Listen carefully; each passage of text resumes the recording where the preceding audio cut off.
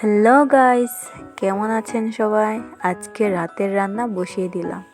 আর চুলায় রান্না করব, গ্যাসের চুলায়। আজকে উনুনের চুলায় রান্না করতে ভালো লাগছে না, তাই। আর ভাতের সাথে একসাথে ভর্তার যে আলু আর টমেটোগুলো সবগুলো একসাথে ধুয়ে রেখেছি, কাঁচামরিচ সহ আলুগুলো আগে দিয়ে দিলাম ভাতের সাথে। বাকি টমেটো আর কাঁচামরিচ পরে ভাত উনুনে আসলে তখন দিয়ে দিব। এইদিকে আমি ফুলকপির বড়াটা ভেজে নিচ্ছি। বড়া বানানোর পুরো রেসিপির ভিডিওটা আমি শর্ট ভিডিওতে আপলোড করেছি, আপনারা দেখে নেবেন।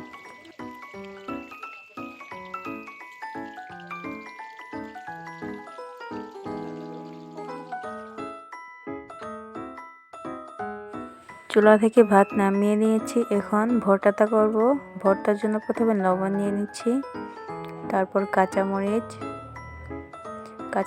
আর লবণ একসাথে প্রথমে মেখে নিব।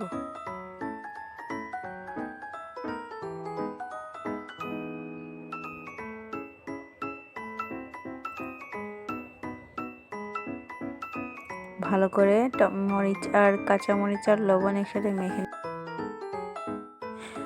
আমি ভাতের সাথে একসাথে ভর্তাটা বসিয়ে দিয়েছিলাম যাতে গ্যাসের কম খরচ হয়। এভাবে আপনারাও রান্না করতে পারেন, তাহলে সময় আর গ্যাসের খরচ দুইটাই বাঁচবে।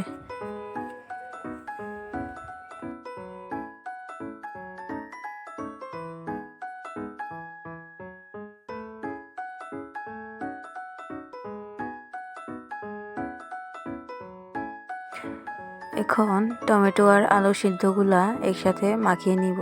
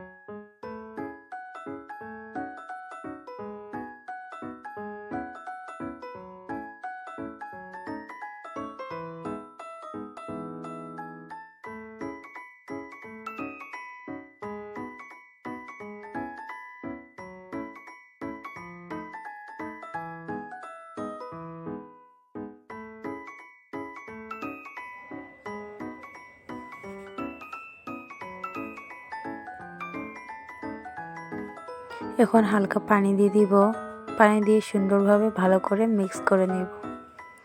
আমাদের ভর্তাটা, টমেটো আলু ভর্তাটা পুরোপুরি রেডি।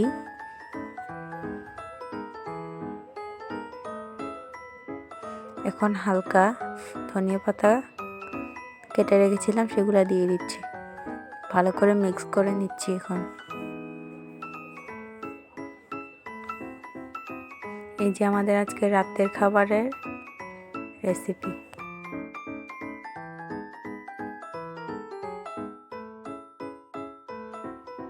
আমাদের মণিপুরি রান্নাটা, আজকে রাতের খাবারের রান্নাটা কেমন লেগেছে আপনার কমেন্টে অবশ্যই জানাবে। এই হচ্ছে আমাদের আজকে রাতের খাবার। ভিডিওটি ভালো লাগলে অবশ্যই লাইক করবেন এবং চ্যানেলে নতুন হয়ে থাকলে সাবস্ক্রাইব করে নেবেন।